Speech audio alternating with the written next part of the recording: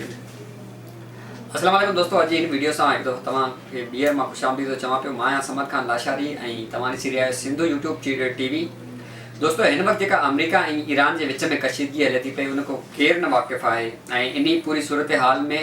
न सिर्फ़ु ईरान ऐं अमेरिका बल्कि पूरो जेको असांजो खंड आहे उहो पूरो हिन जे लपेट में आयल आहे, जंहिंसां केतिरनि ई मुल्कनि जी जेका माइशी ऐं जेका माली हालत आहे उन तमामु घणो बिगाड़ अची सघे थो पियो। इहो सॼो मसइलो आहे छा, ऐं ईरान ऐं अमेरिका जे विच में जेको इहे तनाज़ा हलनि पिया, आख़िर इन्हनि जो जेको असली मक़सदु आहे उहो छा आहे। ईरानी कमांडर इराक़ में छा करे रहियो हुयो ऐं अमेरिका इराक़ में छा पई करे, इन सॼी जेका थोरी हिकिड़ी नंढड़ी वीडियो में तव्हांखे इन सॼी मां तफ़सील थोरी शॉर्ट वीडियो में सम्झाईंदो हलां। सभ खां पहिरियों जेको तव्हांखे ॿुधाईंदो हलां त जेके ईरान जो जेको कमांडर हुयो उहो इराक़ में जेके उतां जा ज़ियारती मक़ामात हुया, जंहिंमें इमाम हुसैन जी शिराइन आहे ऐं करबला वग़ैरह आहिनि, हुते ॿिया शहीद करबला जेके ॿिया उन्हनि जा मज़ारात आहिनि, उन्हनि जे तहफ़ुज़ लाइ अल क़ुद्स नाले जेका इन्हनि जी जमात आहे उहा उते पंहिंजो तैनात आहे, जंहिंजो कमांडर हिन वक़्तु जेको क़ासिम अल सलेमानी हुयो, जेको ईरान जो जेको साबिक़ा कमांडर बि हुयो, उन्हनि जी फ़ौज में बि रही चुकियो ऐं हाणे उहो इन तंज़ीम खे संभाले रहियो हुयो। क़ासिम सुलेमानी जेको आहे हिन वक़्तु जेको इराक़ में जेको उन्हनि जी मज़ारात ते जेके हमला पिया थियनि, जेके दाइश तरफ़ों थियनि पिया, दाइश जे ख़िलाफ़ु विढ़ी रहियो हुयो। छो जो दाइश वारनि जो चवणु इहो हुयो त जेके बि शिराइन्स या मक़बरा मज़ारूं आहिनि उहे उन्हनि खे ॾाहिण पिया चाहिनि। ऐं इन तहत ॿिए तरफ़ जेको आहे इराक़ जो हिकिड़ो ऑफिशली जेका हुकूमत हुई उहा बि अल क़ुद्स यानी के क़ासिम सुलेमानी वारनि सां मिलियल हुई। छो जो उन्हनि खे पंहिंजे मुल्क मां जेके आहिनि पंहिंजो इंतिहा पसंदि उहे ख़तमु करणा हुया ऐं उहे पंहिंजे इन्हनि मक़ामात जी तहफ़ुज़ लाइ उन्हनि खे इन्हनि फोर्सिस खे पंहिंजे मुल्क में तैनात करिणो पियो। ऑफिशली इन्हनि खे जेका इजाज़त ॾियणी पई त उहे इन्हनि जे मुल्क में कार्रवाई कनि। हाणे असां अची था वञूं पिया त अमेरिका जो उते कहिड़ो अमल दख़ल हुयो। ॿिए पासे अगरि तव्हां ॾिसो त दाइश में लिबिया में जेका हिन वक़्तु अमेरिका विढ़े पई, शाम में हिन वक़्तु जेको अमेरिका जो तसलसल आहे, छो जो हिन वक़्तु इसराइल खां जेको एड वठी करे अमेरिका इसराइल जे तरफ़ां पंहिंजो लिबिया ऐं शाम में जेके उतां जा जंगजू आहिनि उन्हनि सां जंग करे रही आहे, उन्हनि सां विढ़ी रही आहे। ऐं अमेरिका जो इहो ई चवणु आहे त हू उतां जे जंगजू ऐं जेके उतां जा टेररिस्ट आहिनि सिर्फ़ु उन्हनि ख़िलाफ़ु ई कार्रवाई करे पई। पर अमेरिका जी असलियत सॼी दुनिया खे ख़बर आहे त जिथे बि अमेरिका पंहिंजो मफ़ाद ॾिसंदो आहे, अमेरिका सिर्फ़ु उते ई पंहिंजी फ़ौज ऐं पंहिंजी हिकिड़ी एनर्जी लॻाईंदो आहे। छो जो अमेरिका में उनखे पंहिंजो तहफ़ुज़ ऐं पंहिंजो जेका पावर्टी आहे उनखे बि मद्देनज़र रखंदे हुए पंहिंजी दुनिया में हिकिड़ो जेको हक़ीक़ी तौरु जेको हू दुनिया खे ॾेखारणु चाहींदो आहे चहिरो, त हू हिकु तमामु ई अमन पसंदि मुल्क आहे। ऐं अहिड़े हिसाब सां हू पंहिंजी इन सॼी जेका पर्सनैलिटी आहे इनखे जेको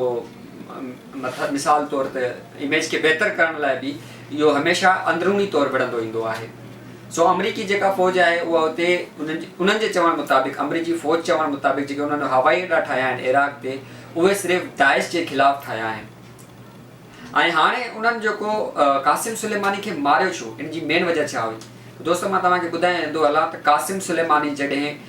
इराक़ में आयो त उन्हनि जो न सिर्फ़ु जेको ज़ियारत वारा मक़ामात हुया सिर्फ़ु उन्हनि खे बचाइणु, बल्कि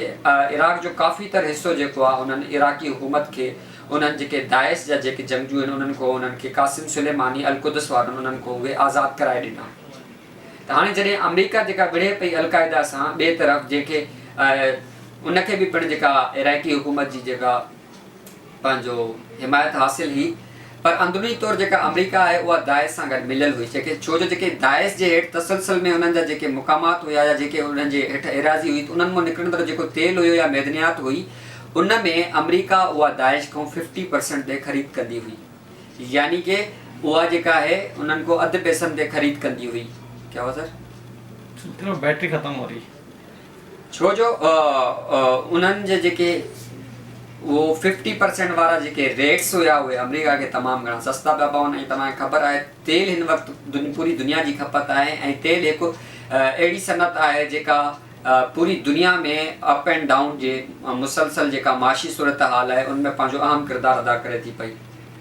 त हाणे जॾहिं अमेरिका ॾिठो त जेको क़ासिम सुलेमानी ऐं उनजी फोर्सिस आहे उहो पंहिंजो जेको दाइरो आहे, उनजे फतेह जो दाइरो आहे, उहो वधाईंदा अॻिते पिया अचनि पिया। जेके दाइश जे तसलसल में या जेके दाइश जे हेठि वारा इलाइक़ा हुया उन्हनि इलाइक़नि तरफ़ बि जेको अल क़ुद्स आहे उहा वधे पई। इन सां जेको अंदरूनी तौरु अमेरिका खे नुक़सानु इहो थियण वारो हुयो त जेकॾहिं उहे सॼा इलाइक़ा दाइश जे हेठां हलिया विया ऐं दाइश जे तसलसल ऐं दाइश जे कब्ज़े मां हलिया विया त उन खां पोइ जेको अमरीका खे नुक़सानु पहुचंदो उहो इहो पहुचंदो त हू जेको हिन वक़्तु मुख़्तलिफ़ ममालिकनि में इहो चई ऐं विड़े पई त असां दाइश जे ख़िलाफ़ु हुते जंग पिया कयूं। हिकु त उन्हनि खे जेको हुते जेको दिफ़ाई जेके बजेट आहिनि उन्हनि जा उहे बंदि थी वेंदा ऐं ॿिए तरफ़ जेको दाइश खां हू जेको जंगजुअनि खां उन्हनि जे तसलसल हेठि आयल जेके इलाइक़नि मां निकिरंदड़ तेल हुयो उहो जेको अधु क़ीमत ते पिया वठनि उहो तेल हिननि जे हथां निकिरी वेंदो। हाणे जेका 2-3 ॾींहंनि जी ॻाल्हि हुई जंहिंमें हुननि चयो त असां क़ासिम सुलेमानी खे जंहिं करे मारियो आहे उन्हनि जा के मनसूबा हुया जेके हू टारगेट करे रहियो हुयो ऐं उन्हनि ते उहो पंहिंजो अमल करण वारो हुयो जंहिंजे करे असां क़ासिम सुलेमानी खे मारे इलाही इंसाननि जी जान बचाई। त उनजी हक़ीक़त छा आहे? हिन वक़्तु जेको क़ासिम सुलेमानी पंहिंजे स्ट्रक्चर में या पंहिंजे इरादनि में इहो रखंदो हुयो त जेके बक़ाया तसलसली इलाइक़ा हुया दाइश जे हेठि वो उन्हनि खे बि पंहिंजे उन फोर्सिस जे ज़रिए उन्हनि इलाइक़नि खे बि आज़ादु करणु चाहे पियो ऐं जेकॾहिं उहे इलाइक़ा बि दाइश जे कब्ज़े मां जेके आहिनि से आज़ादु थी वञनि हा ऐं इराक़ी हुकूमत जे अंडर अची वञनि हा उते दाइश जो को बि वजूद न रहे हा। ऐं इन हिसाब सां जेकॾहिं दाइश जे अंडर को इलाइक़ो न आहे त दाइश जे तसलसल हेठि जेके तेल जी जेका वॾी तस्करी थींदी हुई या उन्हनि जा जेके बजट वग़ैरह जेके दाइश खां अमरीका खे ऐं अमरीका खां दाइश खे मिलंदा हुया उहे बि हलिया वञनि हा ऐं उन इलाइक़े मां जेके बि सनतूं वग़ैरह जेके बि मैदनियात वग़ैरह जेको बि तेल वग़ैरह निकिरे पियो जंहिं ते सॼो हक़ु जेको अमरीका पंहिंजो जमायो हो उहो अमरीका जे हथ मां निकिरंदो पियो वञे। ऐं इन सॼी सिचुएशन खे ॾिसंदे करे अमरीका जेको आहे सो पंहिंजो हिकिड़ो वॾो मेगा प्लान ठाहियो ऐं प्लान तहत जेको आहे सो बगदाद जे एयरपोर्ट वेझो जेको क़ासिम सुलेमानी जी गाॾी ते एयर स्ट्राइक करे उन्हनि खे शहीद कयो हुयो। मूंखे उमेदु आहे त मुंहिंजी इन शॉर्ट वीडियो में तव्हांखे हिन पूरे मामले जी ख़बर पइजी वई हूंदी। हाणे थोरो जेको मां तव्हांखे ब्रीफ कंदो हलां त हाणे आईंदा जो रद्द अमल छा हूंदो। हिकु पासे जेको ईरान चयो आहे त असां इन जो बदिलो वठंदासीं ऐं उन्हनि ईरान जे चवण मुताबिक़ त असां अमरीका जे 32 यानी 32 जेके जॻहियूं आहिनि हसास जेके उन्हनि जा सिचुएटेड करंदा जेके उन्हनि जा ईअं सम्झो मनसूबा हलनि था पिया उन्हनि खे हू पंहिंजो जेको आहे सो निशानो बनाईंदा ऐं उन तहत वरी जेको अमरीका आहे उन्हनि चयो त जेकॾहिं असांखे